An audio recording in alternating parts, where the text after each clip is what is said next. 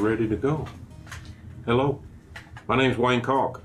I was born, and then here I am. No, I was born in Del Rio, Texas, and to parents that were, my father was a railroad bridge builder, and my mother was a teacher, and had a brother Max, and then I had two half-sisters, Bernice and Peggy.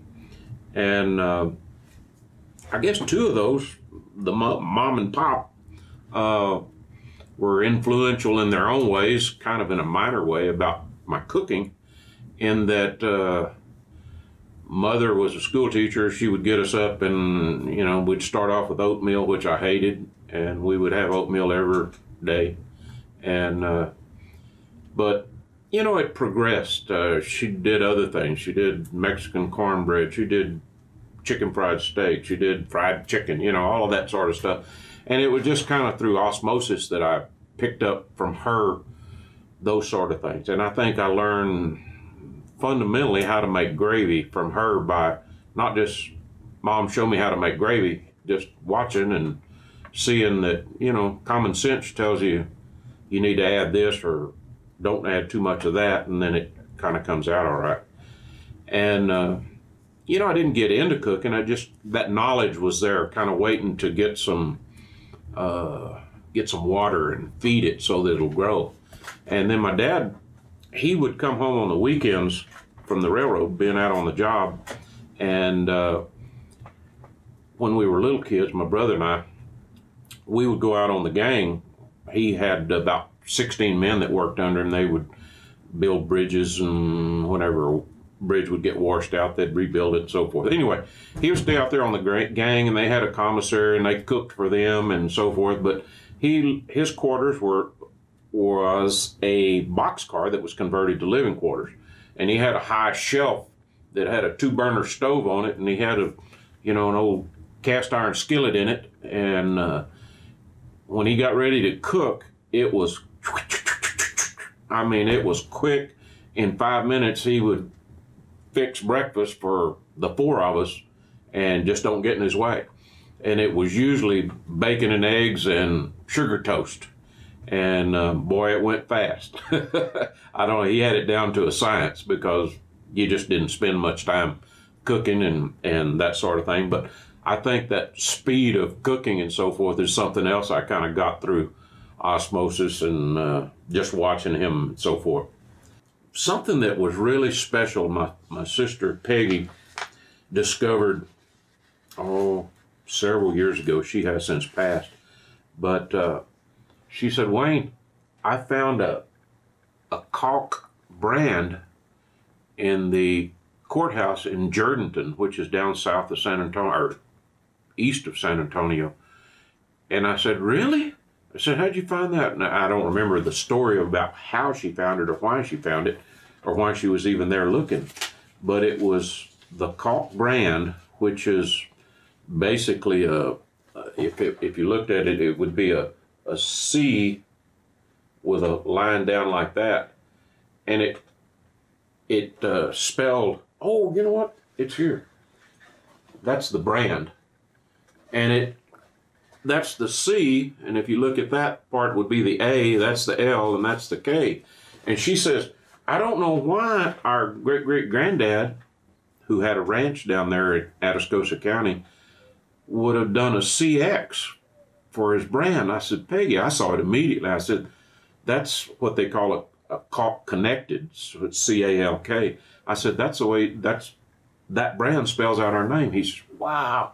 He registered it April 26, 1876. That's when that brand was registered. And then after she told me that, I re-registered it for, I don't know, 3 or 4 years, 10 years, whatever it was. And then I didn't do it. I wasn't using it on anything other than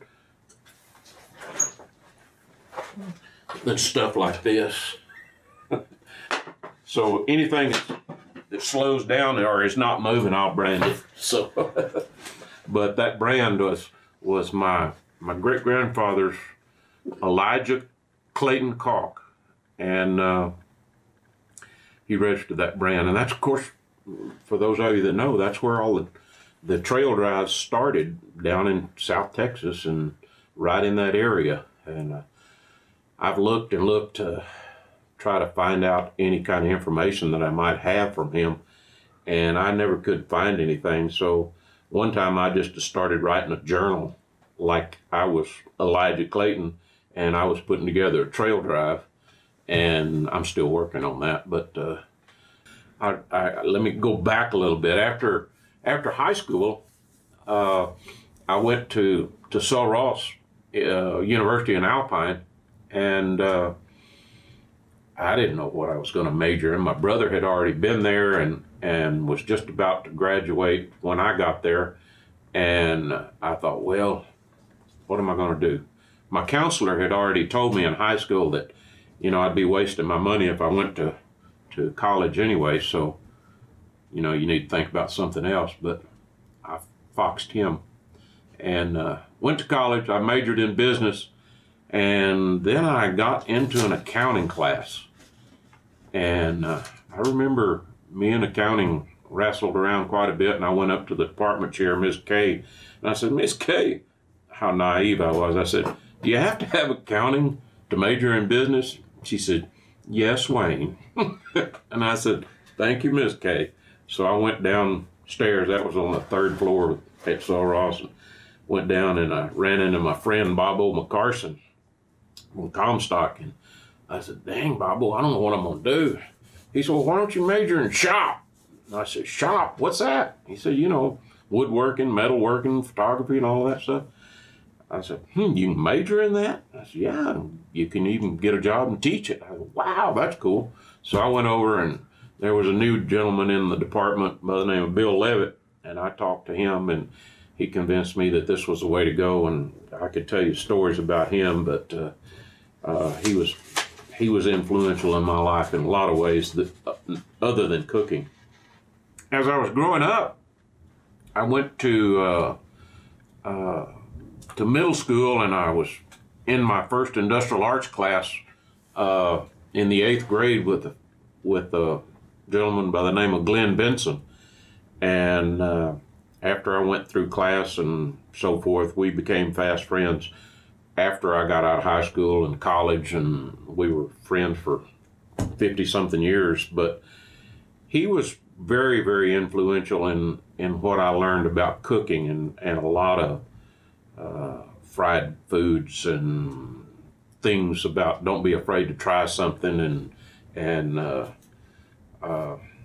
his was unique in that he used a lot of cast iron, a lot of implements and things that he built, whether it was a deep fryer or some kind of a griddle or something. But Glenn passed away a few years ago, but toward the end of his life, I had gotten the opportunity to do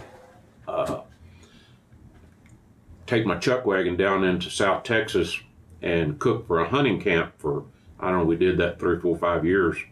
And Glenn came out from Del Rio and helped us cook, and I got to spend some really, really special time with him, and that meant the world to me. And I reminisce about it, but I remember one time our whole camp got blown away, and we were trying to cook in the wind, and we literally had to put horseshoes on our tortillas to keep them from blowing away. And it was December, and it was 12:27 at night. I mean, I remember it just like it was yesterday. The wind started, it was like not blowing, and then it was blowing 50 miles an hour at 12:27. And I heard it, and then I was, God, we were sleeping in a little flimsy tent. And so I went out there, and everything was blowing. I mean, anything that wasn't tied down was blowing. And we had a big old, I don't know, 16 by 24 enclosed tent for the hunters to come in, and that thing was just going crazy. And I finally hollered at Skip, and I said, Skip, I need some help. And we're in our long johns, and it's dropped from, I don't know, probably 30 degrees in 30 minutes. and we're out there trying to hold on to the thing to keep it from blowing away. And then Glenn finally gets up and joins us after quite some time. He was smarter than we were, but it destroyed, it ripped up all of our canvas, and the next day we got up and there was a barbed wire fence over there about, I don't know, 50 yards away. We had paper towels, and they just like a toilet paper roll, and there was paper on every bush out there in that desert, and gloves, and I mean, it would turn over, a 16-inch Dutch oven that weighs, I don't know, 30, 40 pounds with food in it. And they were, lids were blown, pots were blown, dishes, and I remember Rusty, the outfitter, some of the hunters came and said, "Are they going to have breakfast for us?" We'd usually have breakfast for them about 5:30. And he said, "I don't know, but I damn sure wouldn't go over there and ask them." And sure enough, we didn't have breakfast at 5:30, but we finally got things back together and enough to where we could build a fire. And I think it was about 9 o'clock, 9:15, that we started making the burritos with the sausage and eggs, and then they came around after they had already been out hunting and so forth. But that was one heck of a storm that we got through it, but it was not fun. It was a nice experience and memory to think about it, but yeah.